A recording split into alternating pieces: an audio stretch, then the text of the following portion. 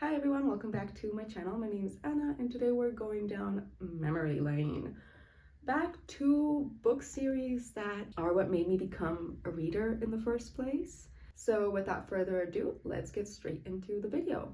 This might be a long one, so grab a drink, grab a snack, join me with a cup of tea. I'm trying to quit caffeine, guys. My body is thankful. My soul, on the other hand, is not. So hard. Especially since I worked as a barista for over 2 years, I believe. And I was drinking coffee every single day. Multiple cups of coffee. Multiple espressos. It was not good for my body.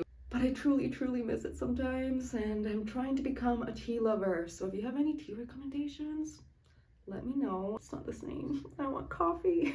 Alright, starting with the first series. A very big throwback all the way all the way to Frog and Toad.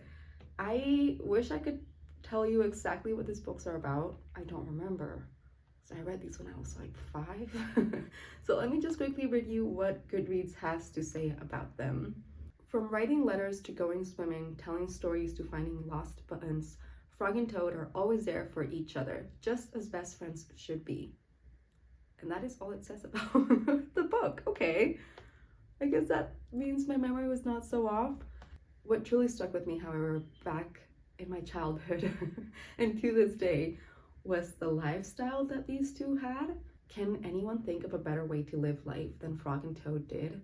Sure, they're just friends. It's so obvious now, looking back at it, how these books had an impact in my childhood, because these just friends are clearly a couple of gay Frog and Toads. Can Frog and Toads? I guess that's not very. Frog and Toad were pretty much a gay couple living together in the most beautiful, peaceful cottagecore way.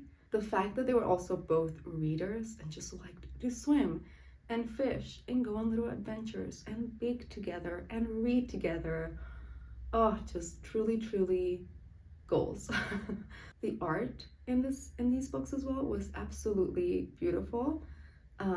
And I am currently trying to plan a tattoo to get for Frog and Toad because that's how much they impacted me. All right, moving on to the next book series. I have to mention Harry Potter. I don't think I need to give Harry Potter a recap. I do, however, have to say I do not support the author whatsoever for very clear reasons. However, I don't think I can speak about books that shaped my childhood without at least mentioning Harry Potter. They became my whole identity. It was the first books that I have a very clear memory of my older sister reading in front of me and talking about them, and therefore she's 7 years older, and therefore I immediately became enthralled with the idea of being able to read them once I got to a certain age where I could. There's a picture of the two of us sitting in a couch back in our first home, I believe, and she's reading, I think she's reading the 3rd book, and I'm like a baby besides her. And it just all started there. It became everything I spoke about. It became my whole identity.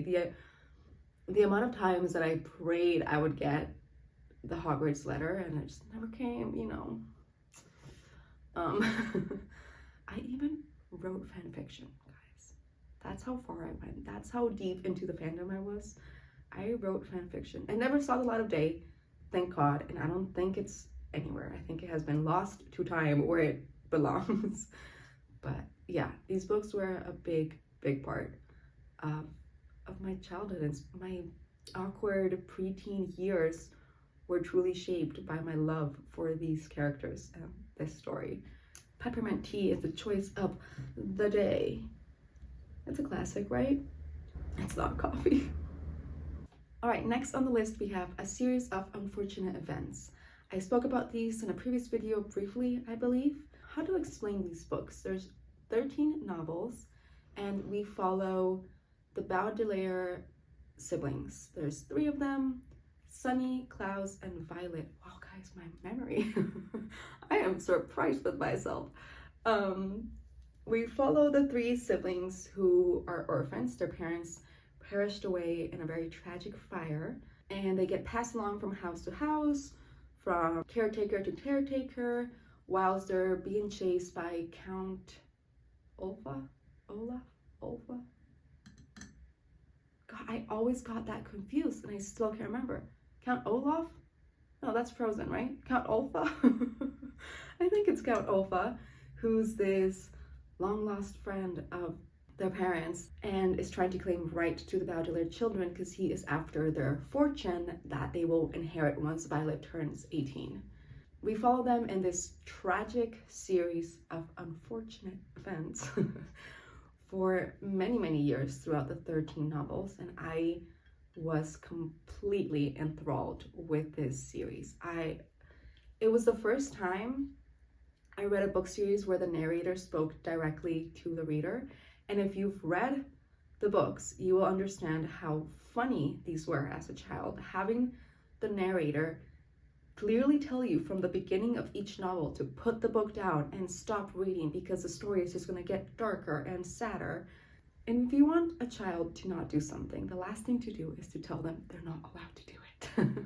And therefore it made me absolutely fall in love with these books. The books are being narrated by Lemony Snicket, the author, as he searches for the Baudelaire children. And in the first book, I think he begins actually the letter with, "My darling, my dearest, my dead, Beatrice." And I absolutely love the alliteration in that sentence. And to give homage to the fact that it was the first book in the series, I did get my darling. Well, I think I got dearest, darling, dead. Darling, dearest, dead. Okay, I just had to double check. Darling, dearest, dead tattooed on me. Was it maybe the smartest choice? No. Do I regret it? No, I never see it. It's fine. These books were also the beginning of my little sister and I becoming very, very close and best friends. And we battled over who got to read them first. It was one of those books where you would open and it said, "This book belongs to," and I made it a rule that you couldn't write your name until you'd read it. And since I was the eldest, I got to read them first. I was a very petty child when it came to books. And they truly brought us together. It made us discover that we had that in common, our shared love for books. And I think made us better friends throughout the next few years of our lives, and especially nowadays. So yeah, I have to thank these books for a lot, and I will for sure be rereading them at some point. Next on the list, we have the Sweet Valley twins. I just realized I haven't named any of the authors. Ooh, but Frog and Toad was written by Arnold Lobel. Harry Potter by She Who Must Not Be Named. A Series of Unfortunate Events by Lemony Snicket, which I believe is a pseudonym. And Sweet Valley Twins is written by Francine Pascal. What were these books? Oh God. Guys, this video is really testing my memory and proving how shitty it is. From what I can remember, we follow the set of twins, Jessica and Elizabeth, from their early teens, I believe, or early preteens even, throughout many, many years. I think I read about 20 of these. Once again, I read these with my little sister. We were completely obsessed with the drama of it all. They were just very fun, dramatic, teenagery young adult books. All I can remember is that the covers were pink and I loved the drama.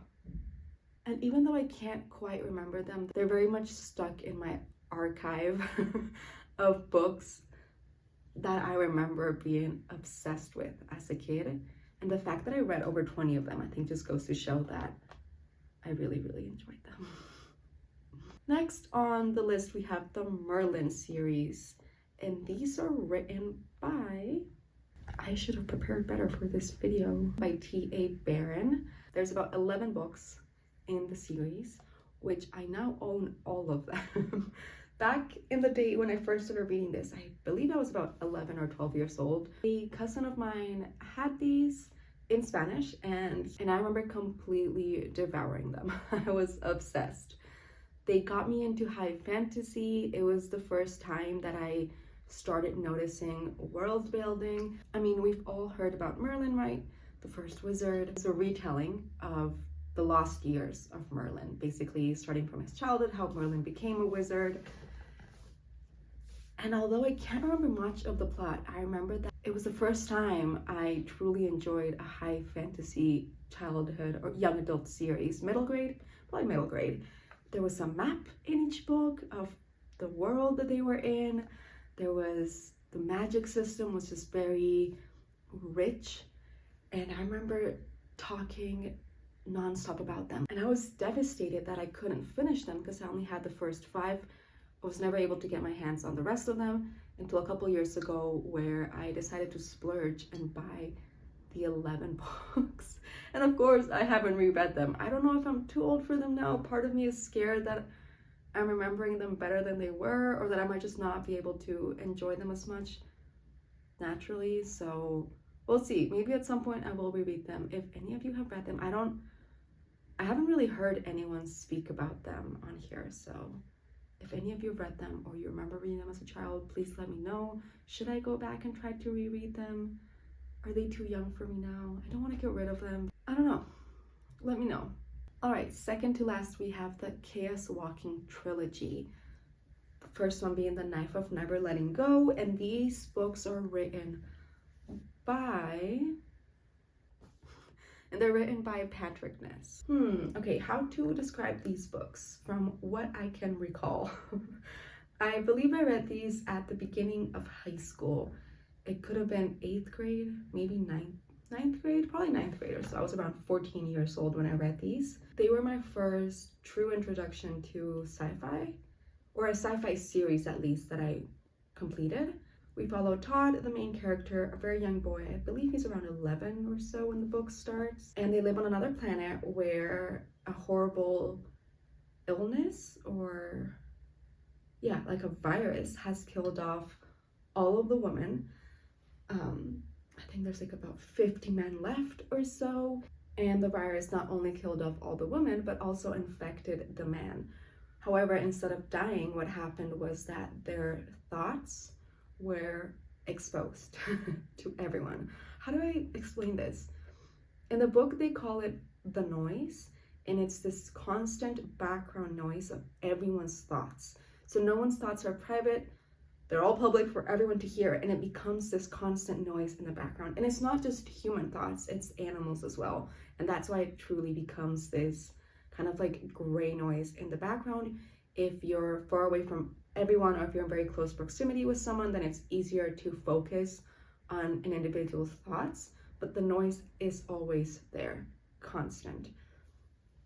And we followed Todd in his last year of childhood. When you turn 12, you become a man in this society. And when you become a man, you are let in to the secret that all the men are keeping from him. I don't know if I want to say anything else. The books have incredible world building. There's first contact with aliens. Sure, yeah, there's first contact with aliens. And we follow Todd as he comes to terms with the fact that the world that he was raised in may not be what he believed or what he was told. I remember loving the way that it was written. It was one of the first times where I was paying close attention to the structure of the writing and the choices that the author made. The way that it portrayed the noise was very interesting. There's a very cute dog, and because you can hear everyone's thoughts, even the animals, the dog has peak humor conversations, especially when he's fighting squirrels. I don't know. I need to reread these for sure at some point. I remember the second and the third book absolutely blowing my teenage mind, and I was devastated. I don't remember exactly why, but I recall crying a lot. Our last book series, or trilogy in this case, would be The Hunger Games by Suzanne Collins. I'm not sure I have to give a recap for The Hunger Games. I feel like everyone and their grandma has seen The Hunger Games or read The Hunger Games books, and aren't we all so excited there's a new one coming out next year? When that was announced, finally Suzanne Collins listened to her fans and took the hint that we all needed a Haymitch story. So yeah, I'm super excited for those. But anyways, The Hunger Games. I mean, the beginning of the young adult dystopian movement in the early 2000s and 2010s, right? We were all obsessed with them. I remember lining up to the movie theater to watch the movies as they came out. The second one specifically, I was in the States when the second movie came out, and the experience that I was able to get as a 13-year-old to go to the movie theater in the States, and it was this massive movie theater, and we got to watch Catching Fire, and I just like the collective of everyone in the theater was experiencing this movie together, and everyone would gasp together, and everyone would cry together, and oh, it was just like, I'm getting chills just talking about it. That's how that's how important it was for 13-year-old me. This was the first time I realized that as a teenager I could fall in love with book characters. And I was obsessed with Peeta, of course. I remember having clear fights with my little sister, and if she's watching this, she's gonna be so mad that I'm exposing this. But I remember having clear fights with her about which one of us loved Peeta more. It was ridiculous. But yeah, I mean, the whole fandom, the whole movement around these books, it was exciting. It was magnetic. I don't think we've experienced anything like that since, and I don't know if we will, to be honest. It truly is a new classic, a modern classic, and I am so glad I got to live through the time when they were coming out, and even got to study one of them in school. I believe for 5th grade English class, we had to read the first book and discuss it, and I had already read it, so I was so psyched to be able to be like, I've already read it and I can talk so much about it. God, 12-year-old me was a menace when it came to books. I was a bookworm, and therefore nerdy and awkward, but so entitled in the fact that I loved books and I thought it made me cool. So yeah, I love these. I mean, there's not much else to say about the Hunger Games, right? I mean, if you're a child of the mid-90s to the very, very early 2000s, then we all grew up with Hunger Games, and I'm so glad we got to experience that. If you've read any of these, let me know if they were also part of your childhood, and leave down below some of the books that shaped your childhood, that raised you. I would love to see if there's any that I have simply forgotten and you'll spark that memory. Thank you so much for watching, guys. I hope you've enjoyed the video, and I hope you're having a wonderful day wherever you are. I'll see you in the next video.